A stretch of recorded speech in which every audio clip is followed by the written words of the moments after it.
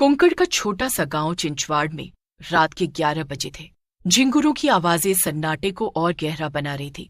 आर्यन अपने पुराने पुश्तैनी घर की खिड़की पर खड़ा बाहर देख रहा था। सामने एक विशाल पीपल का पेड़ था जिसकी टहनियां हवा में हड्डियों की तरह हिल रही थीं।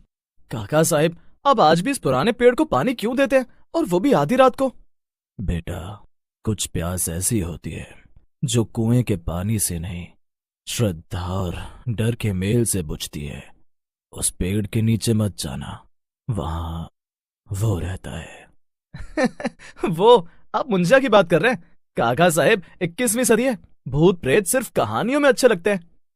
मुंजिया कोई साधारण भूत नहीं है आर्यन, वो एक अतृप्त आत्मा है। उसकी मुंज तो हुई, पर उसकी शादी की इच्छा अधूरी रह गई। वो आज भी अपनी दुल्हन ढूंढ रहा है। अगली रात आर्यन के दोस्तों ने उसे चुनौती दी। सभी ने उसे मना किया, लेकिन आर्यन अपनी बहादुरी साबित करना चाहता था। वो हाथ में टॉर्च लेकर उस पीपल के पेड़ की ओर बढ़ गया। आर्यन, मत जाओ। बड़े बूढ़े कहते हैं कि अगर मुंजिया ने तुम्हें देख लिया तो वो तुम्हारे कंधे पर बैठ जाएगा और कभी भी नहीं उतरेगा। देखे तो सही, तुम्हारा मुंजिया मेरा क्या बिगाड़ता है? जैसे ही आर्यन पेड़ के पास पहुंचा, हवा अचानक ठंडी हो गई। वहां की खुशबू बदल गई। सड़े हुए फूलों और पुरानी राख जैसी महक आने लगी। अचानक पेड़ के ऊपर से एक अजीब सी खिलखिलाहट सुनाई दी। आ गया, तू आ गया। आर्यन ठिठक गया। उसकी टॉर्च की रोशनी पीपल की एक मोटी टहनी पर पड़ी। वहां एक लड़का बैठा था। मुंजिया पेड़ से नीचे कूदा। क्या तुम मुझे अपनी बहन से मिलवाओगे? मुझे दुल्हन चाहिए, मुझे फेरे लेने हैं। तुम सच में हो? मैं सच में हूँ। मैं वो भूख हूँ जो मरती नहीं। मैं वो मंत्र हूँ जो अधूरा छूट गया। मुंजिया की आवाज अचानक भारी हो गई। आर्यन पीछे मुड़ा और जान बचाकर घर की ओर भागा। उसे ऐसा महसूस हो रहा था जैसे कोई अदृश्य शक्ति उसके गले को दबोच रही है। आर्यन घर के अंदर घुसा और दरवाजा पटक कर बंद कर दिया। क्या हुआ आर्यन? तुम्हारा चेहरा सफेद क्यों पड़ गया? वो उसने मुझसे सही के बारे में पूछा। तभी घर की छत पर जोर जोर से दौड़ने की आवाजें आने लगी। ऐसा लग रहा था जैसे कोई छोटा बच्चा पत्थर से छत को पीट रहा हो। सई की चीख सुनाई दी। आर्यन, बचाओ, कोई मुझे खींच रहा है। अंधेरे में मुंजिया की आकृति सई के पास खड़ी थी। वो सई का हाथ पकड़कर उसे पीपल के पेड़ की तरफ ले जाने की कोशिश कर रहा था। उसके चेहरे पर एक राक्षसी चमक थी। आज मेरा विवाह होगा, आज मुंजिया राजा बनेगा। काका साहिब ने तुरंत एक पुरानी पेटी से अभिमंत्रित राख यानी भस्म निकाली और मंत्र पढ़ते हुए मुंजिया पर फेंकी। ओम ह्रीम ह्रीम मुंजिया निवारय फट। ओम ह्रीम ह्रीम मुंजिया निवारय फट। राख लगते ही मुंजिया जोर से चीखा। उसकी आवाज में हजारों सालों की पीड़ा थी। वो धुएं की तरह गायब होने लगा, लेकिन जाते जाते आर्यन की आंखों में देखकर बोला, मैं वापस आऊंगा जब तक मेरी प्यास नहीं बुझेगी। इस घर का कोई पुरुष चैन से नहीं सोएगा। मुंजिया का आतंक कभी खत्म नहीं हुआ था। काका साहिब की भस्म ने उसे कुछ समय के लिए पीछे धकेल दिया था, लेकिन उसकी काली छाया अब आर्यन के खून में मिल चुकी थी। अगले दिन आर्यन को तेज बुखार चढ़ गया, लेकिन ये साधारण बुखार नहीं था। उसके शरीर का तापमान बर्फ की तरह ठंडा था, जबकि उसे लग रहा था जैसे उसके अंदर आग जल रही हो। काका साहब, आर्यन भाई कुछ बोल नहीं रहे। वो बस छत की तरफ देख रहे और अपने आप से बातें कर रहे हैं। काका साहिब ने आर्यन की चादर हटाई और उनके होश उड़ गए। आर्यन की छाती पर लाल रंग से मां अक्षर उभर आया था, जैसे किसी ने गर्म लोहे से उसे दागा हो। वो आ रहा है, उसे भूख लगी है, उसे चावल नहीं, उसे जान चाहिए। विनाश काले विपरीत बुद्धि। मुंजिया ने आर्यन को अपना वाहन बना लिया है। अगर आज सूर्यास्त तक इसका समाधान नहीं हुआ तो मुंजिया आर्यन के शरीर पर पूरी तरह कब्जा कर लेगा।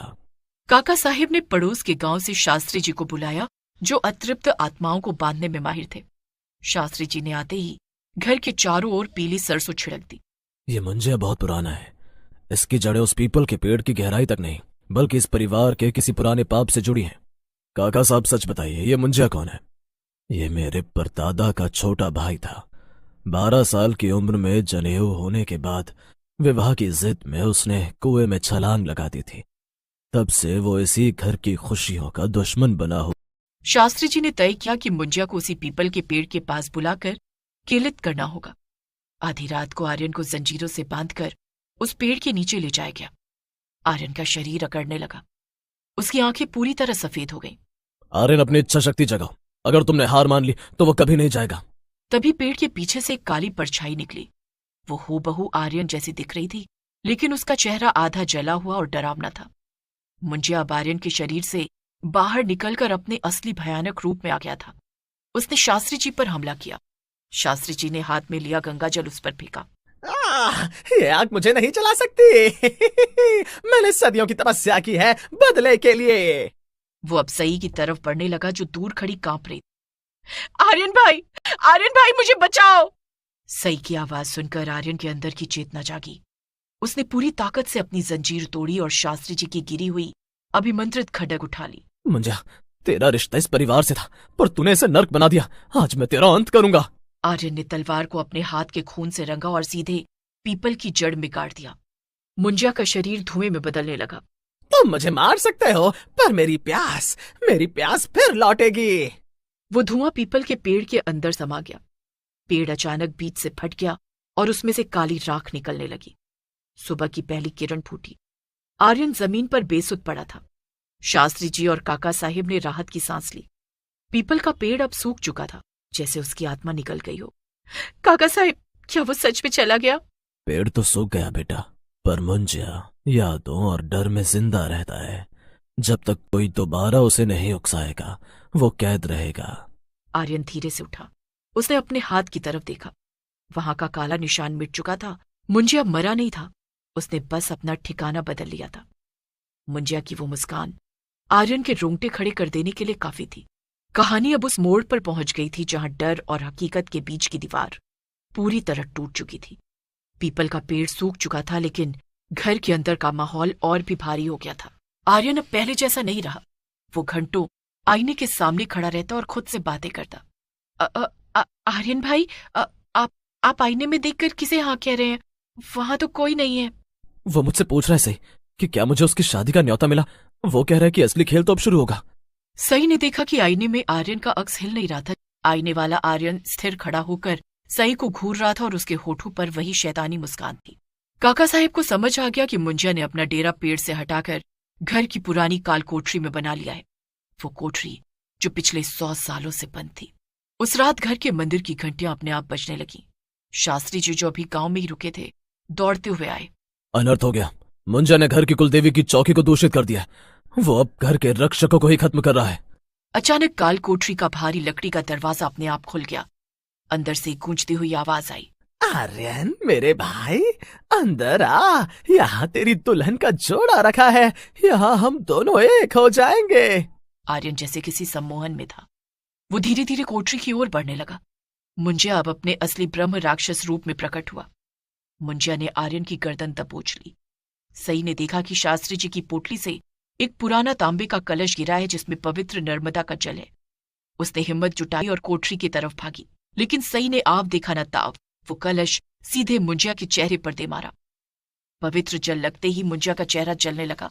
वो आर्यन को छोड़कर पीछे हटा। आर्यन, यही मौका है। उस कोठरी के बीचों बीच जो पुरानी संदूक है उसे आग लगा दो। उसी में मुंजिया की अस्थियां छिपी हैं जो बरसों पहले यहाँ गाड़ी गई थी। आर्यन ने पास पड़ी मशाल उठाई और पूरी ताकत से संदूक पर फेंक दिया। जैसे ही संदूक में आग लगी, पूरे घर में एक ऐसी चीख गूंजी जो इंसानी नहीं थी। मुंजिया का शरीर आग की लपटों में घिर गया। अंत में वो एक छोटे बच्चे की तरह सुबकने लगा और धीरे धीरे राख में बदल गया। सब कुछ शांत हो गया। काल कोठरी अब केवल एक पुरानी धूल भरी कमरा रह गया था। आर्यन जमीन पर गिर पड़ा। वो जिंदा था, लेकिन पूरी तरह टूट चुका था। मुंजिया घर से तो चला गया था, पर उसका खौफ उनके दिमाग और दिल में कहीं घर कर गया था।